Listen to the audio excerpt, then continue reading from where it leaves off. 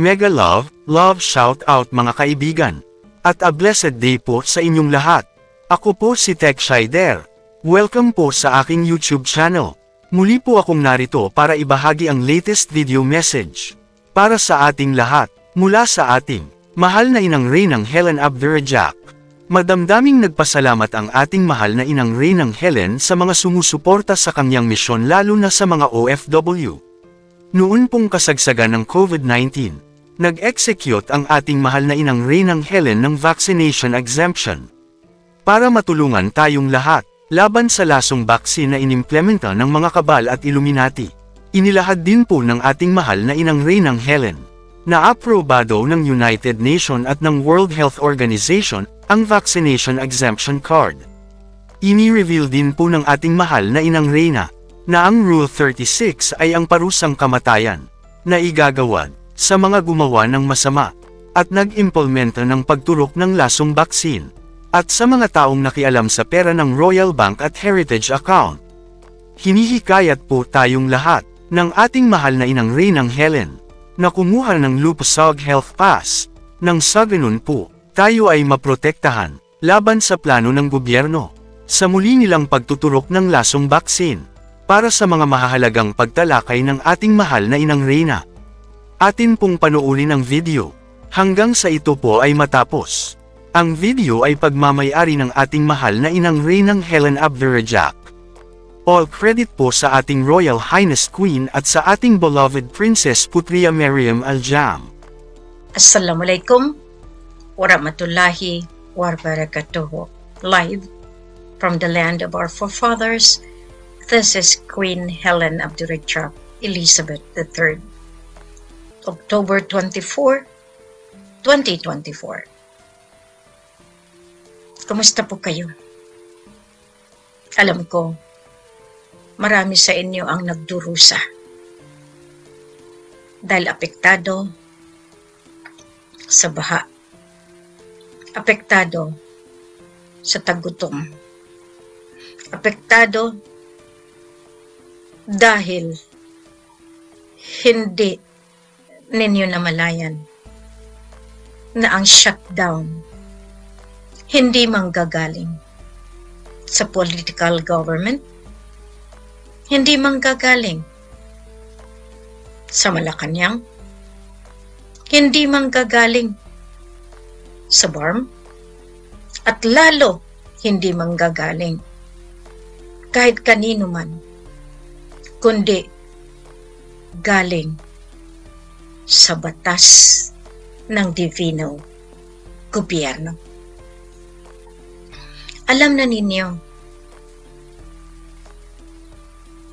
na matagal nang naimplementa ang gobyerno ng Diyos Ama sa lupa. Subalit, marami pa rin sa inyo hindi sumusunod. Marami kayong mga rasones na hindi nga totoo, walang katotohanan ang panawagan ni Reyna Helena ng Lupasug Empire. Marami sa inyo na magpahanggang ngayon ay walang tiwala dahil lang nasa utak ninyo malayo mangyari ang pananalita ko. Isang iglap lamang naanod ang kabahayan nyo, at isang iglap lamang nawalan na kayo ng pamumuhay, pagkukunan ng kabuhayan. Saan kayo ngayon? Ang panaghoy ng iba na nawalan na ng buhay, ramdam ko po yan. Bagkus, ang pagwawalis ng makasalanang mga nilalang ay napataw na noon pa man. Binibigyan kayo ng pagkakataon magbalik loob.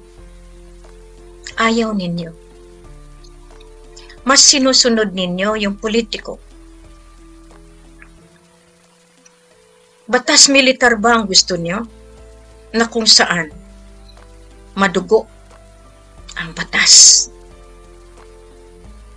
Hinihiling ko sa inyo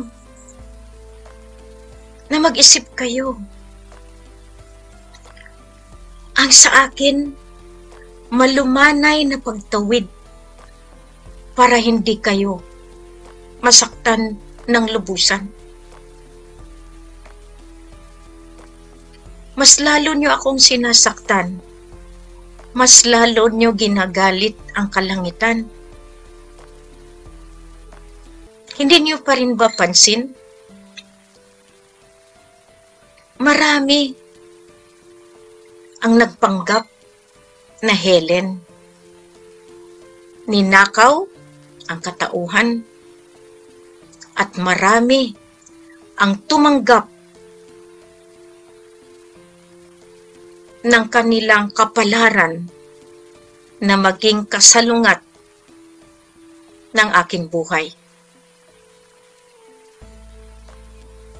Hindi nyo kailanman ma-duplicate ako dahil ang marka ko, bago ako isinilang, inilagay na po iyan sa United Nations. Ngayon maraming nagsasabi, hindi totoo ang trabaho ko. Pag nandyan na kayo sa kalaboso, sinong naalala niyo? Di ba si Helen?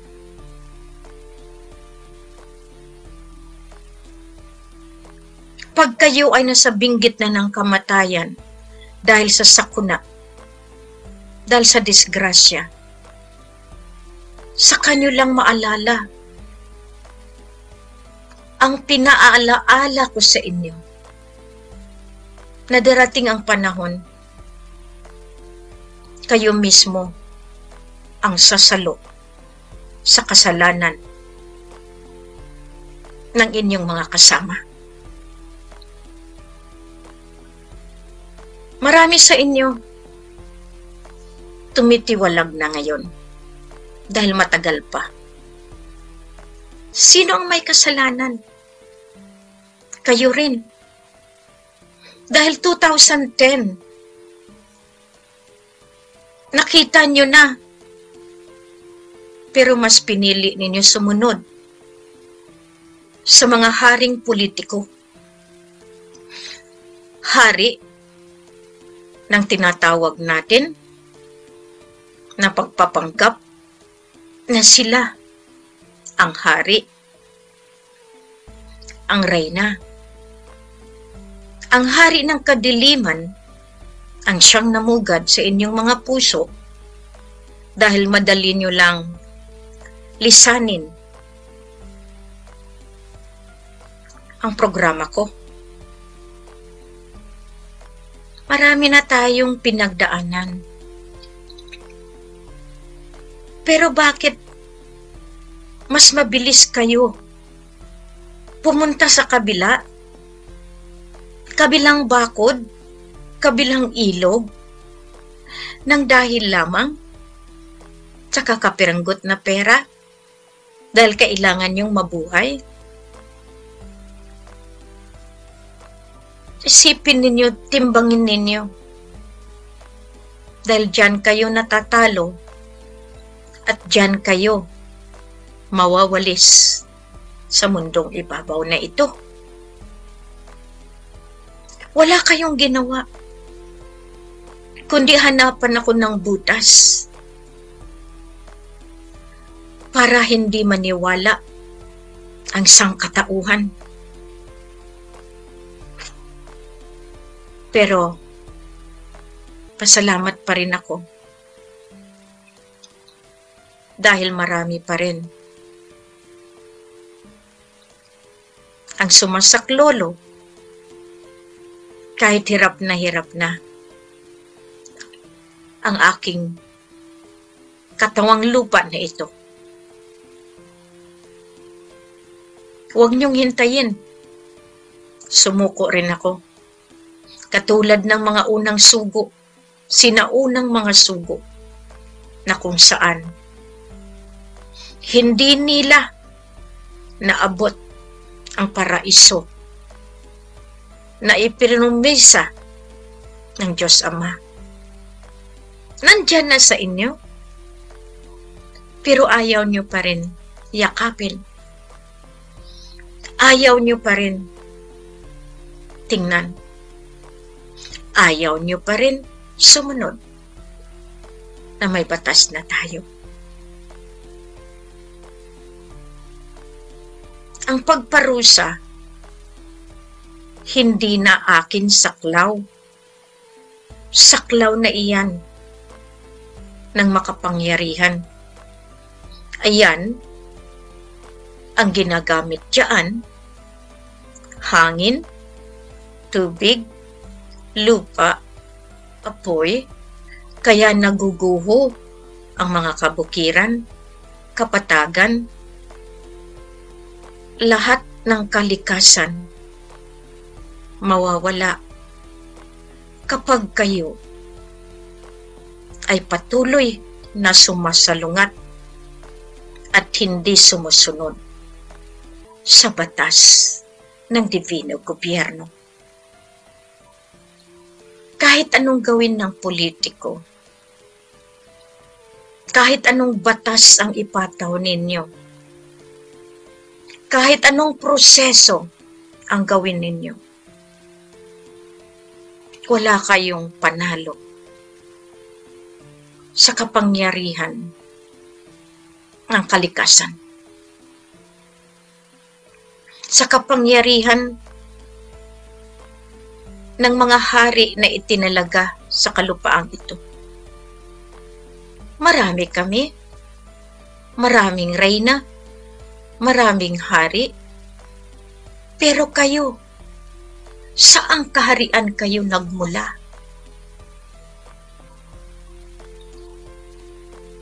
Anong klaseng motibo ang inyong pinaparating sa sangkatauhan? Motibong taliwas? Desisyones na nakakamatay? Desisyon na kung saan lahat kayo naakay sa libingan. Marami akong dinadala. Marami akong tinatrabaho. Marami akong hiling sa inyo. Dahil yung mga taong dapat tumulong, binigyan ng responsibilidad, ng assignment, ay sila pa ang humaharang, nagpapatagal. Galit sila pag ako'y nagbo-broadcast dahil natatamaan sila. Galit sila kapag merong mga pananalita na sila ay natutumbok.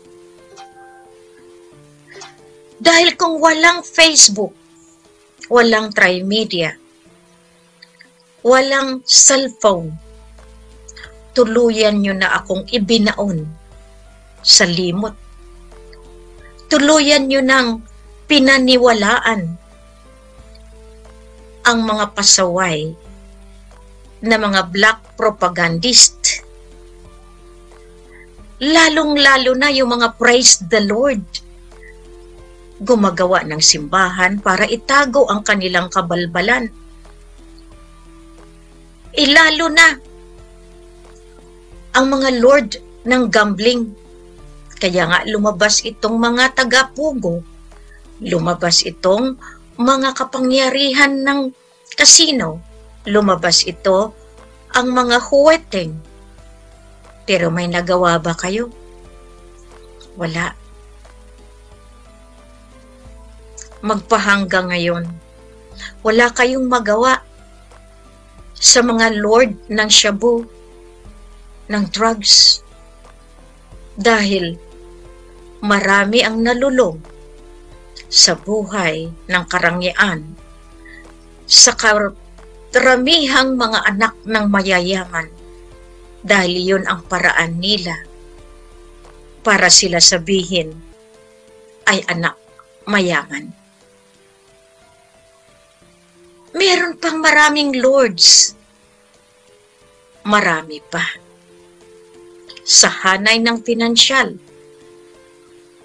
nagpapanggap sila na sila ang may kaalaman, na sila ang masusunod dahil sila ang mga henyo ng pinansyal na pagkuha at pagnakaw sa kaban ng bayan. Marami sa atin naiingganyo sa maliit na perang nahahakot ng mga taong walang pasubali kundi payamanin ang bulsa, pakainin ang mga anak sa yaman na ninakaw sa sangkatauhan. Naaalala niyo pa ba kung bakit ako lumalaban mula noong ako'y kabataan?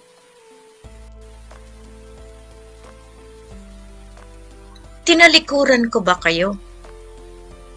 Ni minsan, naisip niyo ba kung anong kalagayan ni Quick? Kayo ba'y nag-iisip din? Ang nasa isip ninyo, namumuhay ako ng marangya. Bawat sentimo na pupunta sa misyon. Pasalamat ako na merong mga pobre na handang tumulong. Dato Talib, salamat. Sa grupo ni Sister Ossie and ni Brother Manny sa PBMA, yung mga naantig ng mga puso, kahit ngayon nasa harap ng bagyo, ng baha, patuloy na tumutulong. Salamat na Nanay Leonor, Tatay Tomas ng Negros Oriental. Pag nangangailangan si Queen, handa kayong tumulong. Yung mga OFW na palaging sumasaklolo, maraming salamat. Kasi alam ko na kayo lang ang inaasahan ko. Alam niyo ba, hindi basta-basta ang misyon na ito. Hindi basta-basta ang binangga ko sa buong mundo. Alam niyo, masakit man aminin, marami ang gustong kumuha ng aking katauhan. Kaya gumagawa ng lahat ng bagay para mabura ako sa mundo, para patuloy pa rin ang kanilang madilim na trabaho.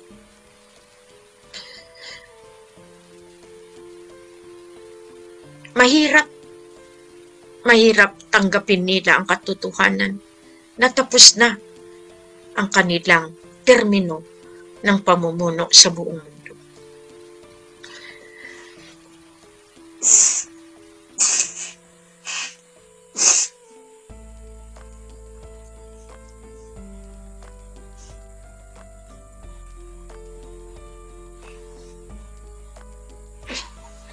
Ayaw kong umiyak.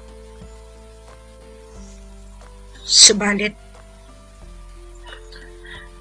nasa sukdulan na tayo.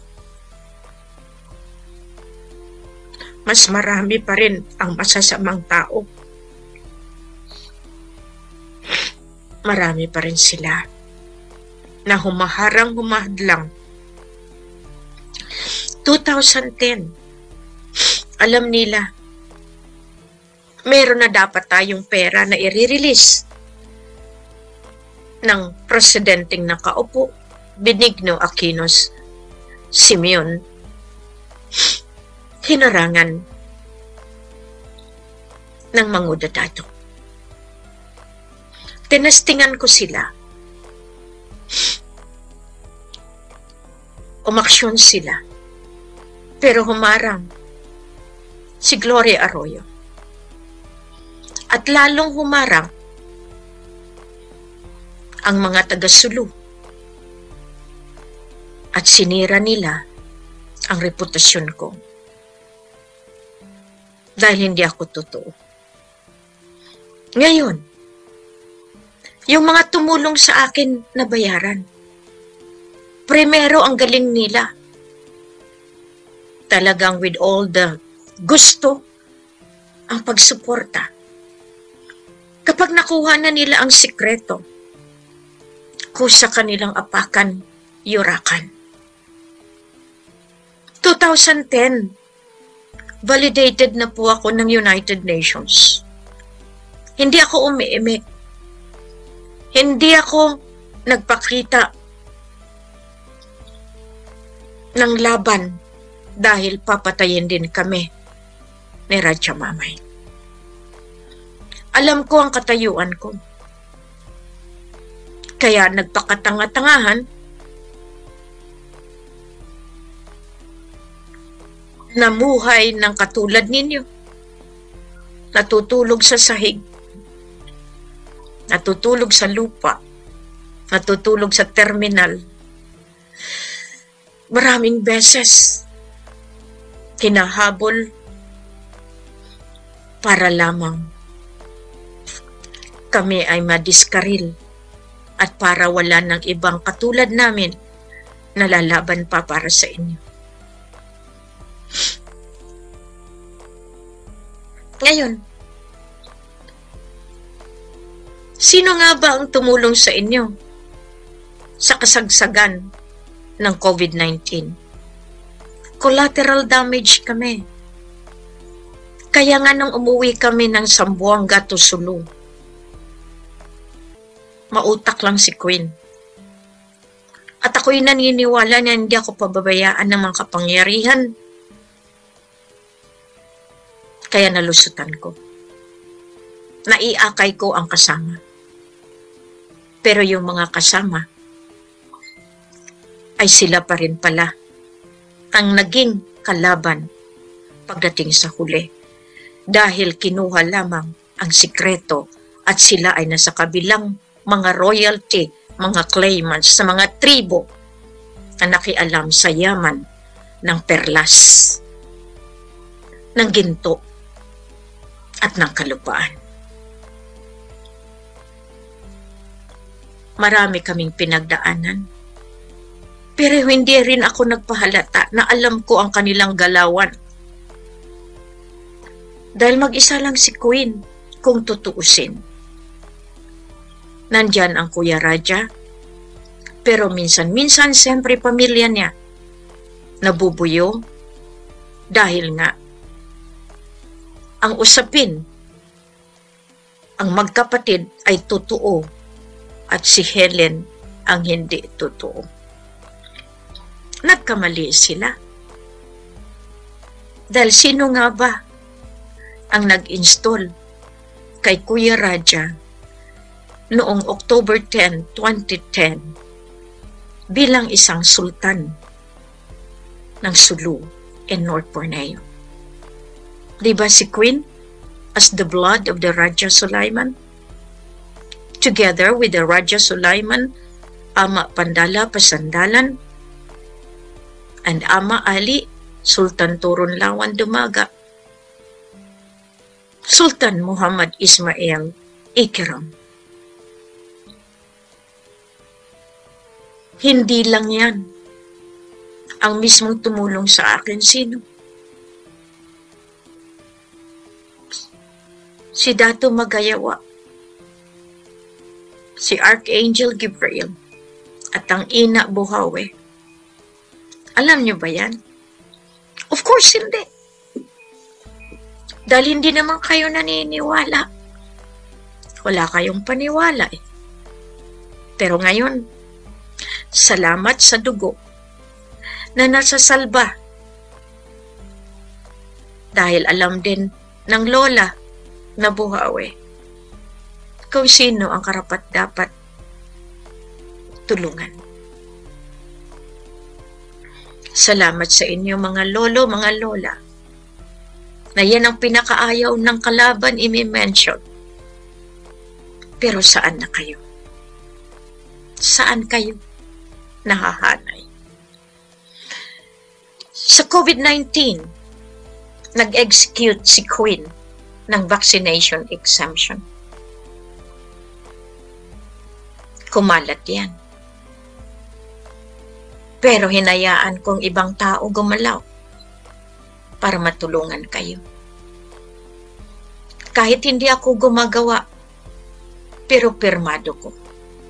Hinayaan ko kayo para sa kaligtasan ng maliliit na tao. Kayo nakinabang, si Queen ginamit ang pangalan para masalba kayo. Pero ako ba, tinulungan niyo? Mas lalo niyo akong inilagay sa alanganin. Sa sobrang paglaban ko sa buong mundo. Kasi kung walang Helen na isang nurse, inilagay ang lisensya para lang tulungan kayo. Pero kayong mga doktor, mas yumaman kayo dahil binibilang nyo ang patay na kayo ay babayaran ng PhilHealth. Mas binibilang ninyo ang bawat turok, bawat bote ng kailangan ninyo. Kayong mga kapulisan, sinong sinunod ninyo? Batas na makatao? O batas ng mapaglinlang dahil kasama kayo sa grupo ng pagpatay sa bansang Pilipino? Marami kayong ginawa. Marami kayong paraan para linlangin ang tao. 2010, nagpahayag na ako sa buong mundo. Kaya nagkaroon ng ruling. Itinago ninyo makapangyarihang mga liderato, President, Vice President, Congress, Senate, lahat kayo, lalo na ang PISTOC, ARMM. Dahil kayo ang tunay na claimants, dahil kayo ang ginamit ng claims ng Malacanang na kung sinong nakaupong presidente ay siya ang hari na itinuturing ng sultanato ng Sulu. Pero hindi niyo akalain, nagsama-sama ang mga magkakapatid. Nalamangan niyo pa rin ba si Helen? Ang nasa likod ko ang dapat ninyong bantayan. Dahil iyan ang mas may desisyon pagdating na sa batas ng Divino Gobyerno. Nakalaban ako, napahinto natin. May ginawa ba kayo? Lahat kayong congressman, congresswoman, senador? Wala. Kaya walang kwenta. Kayong mga liderato, dahil ang inuuna ninyo, ang kagustuhan nyong yumaman. Kunyari, hihingi kayo sa amin na pagbigyan kayo. Ako ba? Pinagbigyan nyo? Kinilala ninyo? Wala ah. Ngayon, hihingi-hingi kayo. Hindi kayo nahiya sa balat niyo. Marami akong inutusan.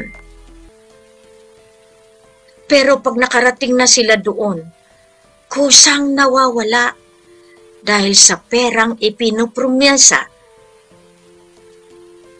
ng kunyari ang may poder at otoridad. Hindi nila nakilala kung sino ang may hawak at may karapatan. Ni minsan ba ipinagtanggol niyo si Queen publicly? Ako, pasalamat ako sa ating batang sultan ng Maguindanao. Yung kasagsagan na minumura at inapak-apakan ng mga kalaban si Queen. Salamat, Dato' Ahmad. Dahil sa iyong ama, nahubog ka at karapat-dapat na sultan ng Maguindanao.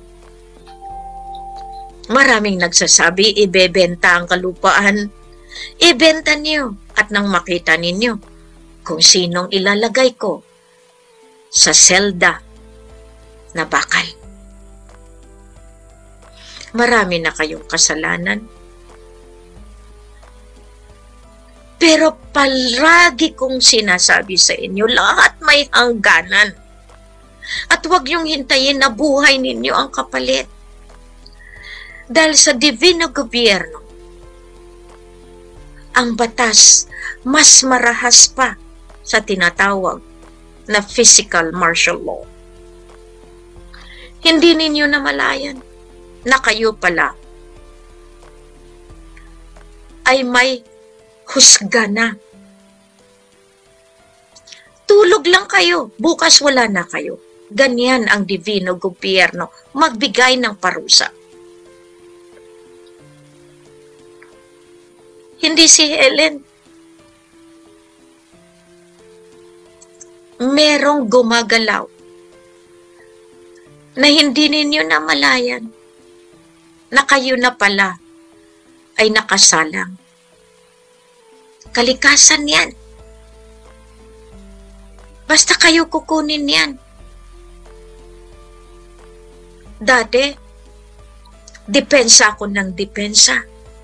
Ngayon, iba na ang aking motibo. Pag sinabi kong motive, hindi na. Ako nang susulong sa inyo. Kaya, buti na yun. Ituloy nila yung pagganon.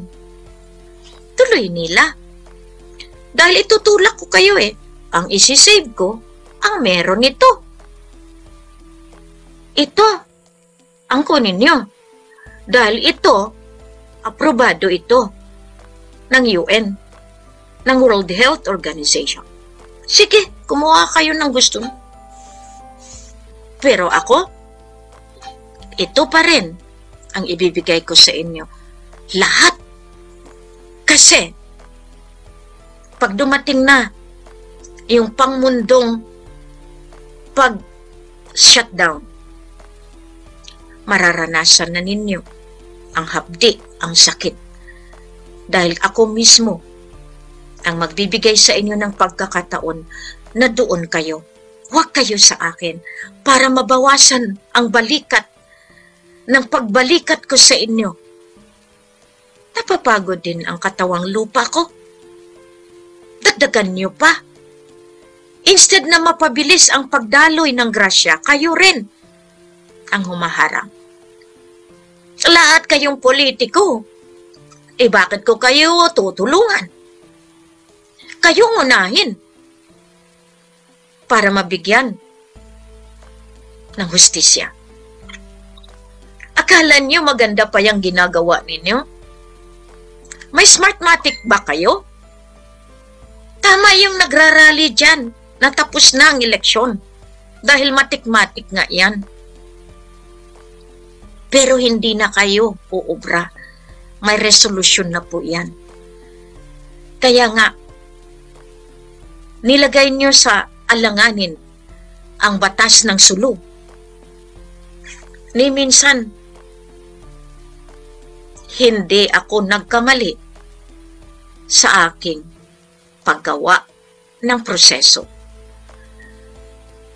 Akala ninyo nagkamali ako sa pag-appoint sa inyo? Hindi. Parte kayo ng programa. Tinanggap ninyo at tumalikod kayo, parte pa rin yan ng programa. Meron bang huhusgahan? Kung hindi kayo nagtraidor? Wala. Tinanggap nyo eh. Tinanggap ninyo na maging traidor. Tinanggap ninyo na sumuway. Tinanggap ninyo na magkaroon kayo ng bahid ng kasinungalingan. Rule 36, alam nyo yan. Kapag nakialam kayo sa pera ng royal family, maliit o malaki, kapag kayo ay napatunayan, ipapataw sa inyo kamatayan. Yan ang hindi ninyo alam. Hindi ako. May kumakatawan. Kaya nga ngayon, ang hinihiling ko lang sa inyo, bago ma-demonetize ang lahat, ilagay na ninyo. Meron akong mga paraan para protektahan ang yaman niyo. Pero kung tatawa-tawa kayo, wala akong magawa doon. Pagod na rin ako sa pagbigay ng paalala sa inyo. At yung kapaguran na yan ay ginagamit ko, doon kayo. Ibibigay ko na kayo doon sa kanila. Bakit ko pa kayo hahawin? Una, hindi kayo naniwala sa akin. Ginagawa nyo lang pader ako para maprotektahan kayo. Pero kayo gumagawa ng iba. May hari at may reyna kayo. Kayo yung nasa kadilimang mga protektor. Doon kayo. Bilang isang tagapagtanggol ng kalusugan. Hinihikayat ko kayo, kumuha kayo ng Lupasug Health Pass para laban na ito ng buhay at kamatayan. Kayong mga guro, kung gusto nyong magiging guro kayo, kahit sa pagkamatay ninyo, guro kayo, labanan ninyo ang maling sistema. Wala kayong mapapala. Kaya nga, sina-shutdown ng divino gobyerno, parang walang ganon ang mangyari sa mga eskwelahan. Ang bobobo nyo pa rin ano? Hintay kayo ng shutdown, ayaw nyo maniwala. Pero isang iglap ng makapangyarihang Diyos Ama, was out kayo. Shutdown kayo. Yan ang hiniling ko. At yan pa rin ang hihilingin ko para matauhan ang bawat isa sa inyo. Sinabi ko, huwag nyo nang ipaaral ang mga bata. Bakit? Iibahin ko ang sistema ng edukasyon. Gusto nyo eh. Di tulak ko kayo para matuloy dahil ibinibenta ang bawat estudyante para makapera, para makakuha sa kabal. Yan ang ginawa nila noong 2020. Nang dineclare nila iyan, binenta kayo. Lahat ng patay. May value. Isipin nyo nga, maraming doktor yumaman, maraming ospital na yumaman. Diyan sa Visayas, meron akong alam dyan. Kaya pinaghahandaan ko ang labanan ng katotohanan. Bilang isang nurse, sinumpaan ko, buhayin ang bawat isa. Pero kung ngayon kayo mismo mga nurses, mga doctors, hinahayaan nyo yung mga dinideputize para lang magturo. Wala kayong boses? Ipapano kung mismo ang Philippines Regulatory Commission mismo ay mapawalan ng visa? May karapatan pa kayo mag-practice ng inyong mga lisensya kung wala na kayo niyan? Lahat kayong mga lawyers na sinungaling, meron pa ba kayong karapatan? Pag wala na ang lisensya ninyo lahat, meron pa kayong mapagkunan ng negosyo ninyo?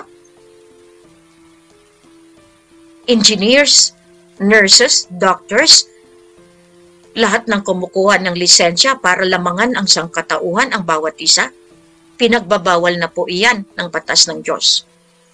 Kumukuha kayo ng lisensya, binabayaran ninyo. Tapos ngayon, mga politika kayo, mga namambabatas kayo. Hindi kayo nahiya sa mga sarili-sarili ninyo. Binabayaran nyo ang lisensya para kayo manlamang sa kapwa. Diyan pa lang, kasalanang malaki na iyan. Kayo mga politiko, lawyers ng Sulu, lawyers ng Maguindanao, di nyo ba alam na alam ko ang galawan sa PRC? Magkano? Ngayon magpa-eleksyon kayo, alam ko ang galawan. Magkano 1 milyon, 12 milyon para maging senador ng Sulu? Buti na lang, hindi kayo kasama sa eleksyon. Isama sila. Kaya nga sabi ko sa inyo, ang bobo-bobo ninyo dahil nagpauutok kayo. Ginagawa lang nila legal para makita na may pera kayo. Ngayon, magkakapera pa ba sila? Dahil ang politiko, pinag-aaralan nila kung paano sila makakuha ng pera sa kaban ng bayan. Bawat project, sinaslice nila yan. Ngayon, yung project ng dam, ginawa ba nila? Hindi. Nauna ang bulsa nila. Ngayon, itong mga project na mabibigat na inaangkin nila, saan sila kumuha ng budget? Di ba sa heritage account? Ngayon yung mga nasasakote, di ba lahat kayo galing sa pagnakaw ng pera ng kaban ng royal family? Sana mabuhayan na kayo ng loob, lumaban. At kung hindi, tuloy-tuloy, ipapataw sa inyo ang batas ng kalikasan ni Ina Pindalidayan. Kaya nga, Dato Ahmad, sinabi ko na sa inyo noon, yung barko, yung maliliit na bangka. Kaso lang, siyempre, natural, nauubusan si Ate Queen ninyo palagi ng supply. Ngayon sabihin nyo nga sa akin, kung wala ang pwersa ko sa loob ng kampo, at iyan ay suportado, maraming nagsasabi na, bakit wala pa ang pera ni Queen? Kayo mismo humaharang. Dahil sumusuporta kayo sa mali. Ginagamit kayo bilang platada nila. Kunyari, nagugutom na kayo, nawala na kayo, mga teachers, lalo na. Paano kayo mabubuhay kung walang-wala na talagang ilalabas mula sa kaban ng bayan? Sinabi ko, chicken and egg. 2010, may pera na dapat. 11, 12, may mga batas na iyan. Pero tago pa rin kayo ng tago. Hanggang ngayon, hindi nyo pa rin nire-recognize si Queen. Wala na akong paki-alam. I-recognize nyo ako kay hindi. Mawawala ang mga building nyo. Meron pa ba kayong gagamitin kung wala ng building? Eskwelahan? Kayong mga guro, naiintindihan niyo bang ibig sabihin ng parusa? Walang gobyerno na hindi parurusahan kapag sila ay nagkamali mula presidente hanggang barangay captain.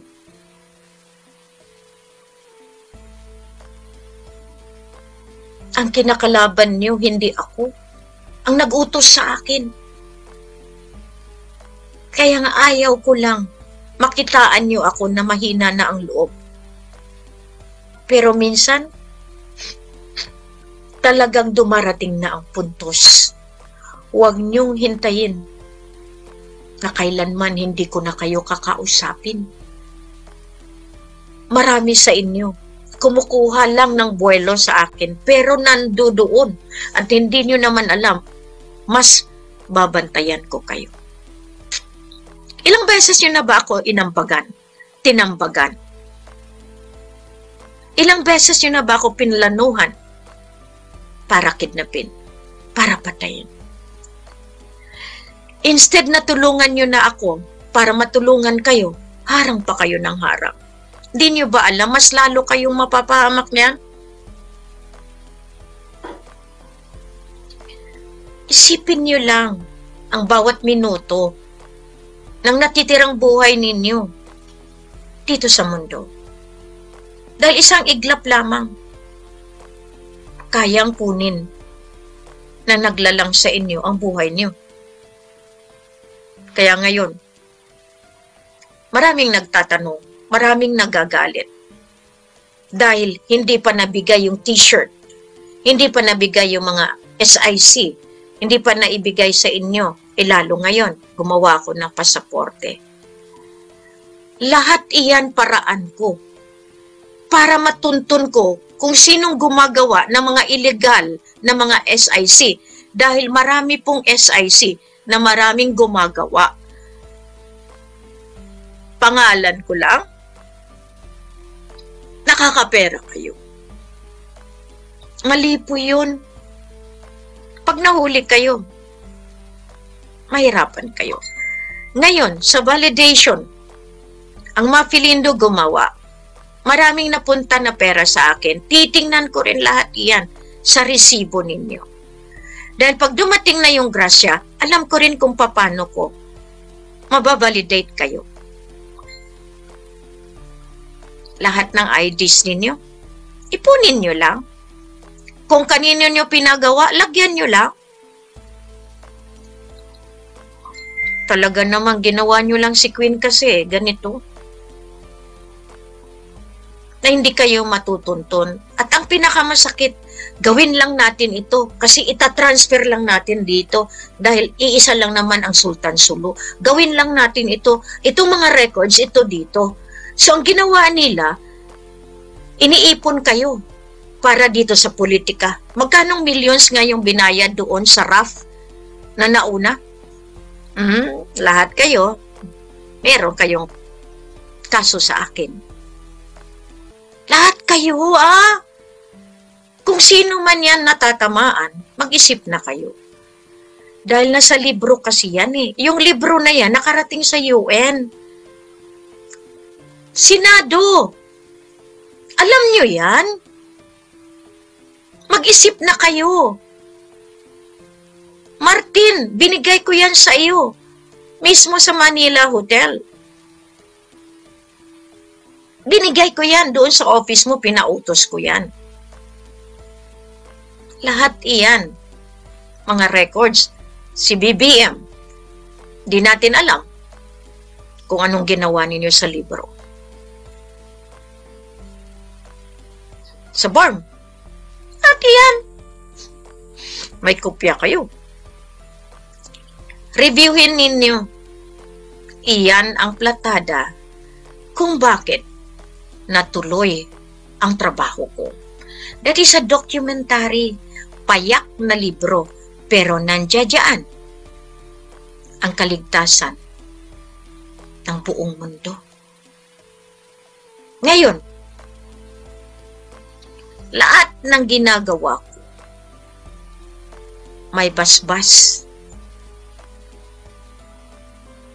Ngayon sabihin ninyo, walang kwenta, nasa inyo. Pero sige lang. I would always say, sige lang. Kaya kayong yumaman nang dahil sa pagpatay niyo sa mga tao, ginamit ang batas, gumawa ng batas, at gumagawa ng kabalbalan na batas na hindi makatao. Depopulation. Kahit makalibre kayo dito sa lupa, pagdating sa kamatayan ninyo, pag ang espiritu ninyo ay lumisan na sa inyong katawan, mismo ang espiritu ninyo ang parurusahan. Hindi ako, sila na may kapangyarihan sa tinatawag na Divino Gobyerno. Ako nandito para i-remind kayo, pero kung gusto nyo talaga malaman ang katotohanang masakit na ayaw nyong tanggapin, ako lang naman po ang inutusan na may karapatan. Na ang karapatan na yan, hindi nyo kayang kunin sa akin dahil ako nga ang binasbasan. Gumawa pa kayo ng maraming Helen ng maraming radyamamay at kayong mga packagers, programmer, ang kukunin ko. Nagkaintindihan tayo? Kayong mga batasan na walay batasan, ginagamit ang batas. Tama na. Dahil wala na ang batas ng Republika ng Pilipinas. You are invoking the Constitution. Tapos na po. Walang konstitusyon na matino na ginagamit ngayon. Kaya nga, yung mga naghihiring sa Senado, sa Kongreso, mahiya kayo. Tapos na po. Ayaw niyong sumurrender. Batas ng soberenya lang naman. Alam niyo ba yun? Ang batas ng soberenya, lampas po ng Korte Suprema, lampas po ng batas ninyo, lampas po ng batas na ginagawa ninyo. Iyan ang batas ng soberenya. Lalo na ang divino gobyerno na batas. Tandem po yan. Kaya nga yung timbangan ng mahal na ina, yung sinasabi nating equilibrium, nakita nyo na iyan. Kaya maraming salamat po sa inyo na nakikinig, tumutunghay palagi at nag-aabang. Sa gitna ng mga dilobyo, sa gitna ng talagang masasakit na sitwasyon, alalahanin niyo po. May nagmamasid sa inyo at handa kayong tulungan. Tulungan niyong mabuhay. Surpass the trials. Lagpasan yung bawat sakuna. Meron pong mangyayari. Lahat ito merong patutunguhan. Sa ngayon, talagang gipit. Bawat isa, support one another habang inaayos ko dito sa taas. Ako nangangailangan pero hindi ko mawari kung papaano, pero naniniwala ako na malagpasan ko ito sa pamaraan ng tiwala sa Kanya na nag-utos sa akin. Maraming salamat po. Mega love shoutout po sa lahat ng mga nagkokomento ng positibo. Maraming salamat po sa inyong pagsubaybay. Maraming salamat po sa inyong pagmamahal at pagsuporta sa ating mahal na Haring Roger Mamay. At sa ating mahal na inang Reynang Helen Abdurrahman Elizabeth III. Please like the video to support, at inyong i-share sa inyong social media communities. At kindly subscribe kung kayo po ay bago sa aking YouTube channel. God bless.